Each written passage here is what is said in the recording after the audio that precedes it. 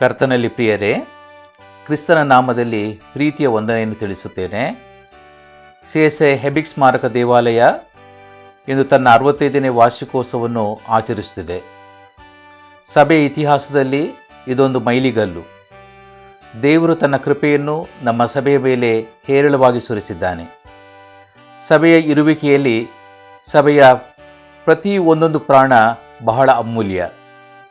ಸಭೆಯನ್ನು ಕಟ್ಟುವಲ್ಲಿ ಶ್ರಮಿಸಿದ ಎಲ್ಲ ಸಭಾ ಸೇವಕರನ್ನು, ಸಭಾ ನಾಯಕರನ್ನು ಸ್ಮರಣೆ ಮಾಡುವುದು ಅತಿ ಅಗತ್ಯ. ಅವರ ತ್ಯಾಗಪೂರಿತ ಕೊಡುಗೆಯ ಫಲವೇ ನಮ್ಮ ಸಭೆ.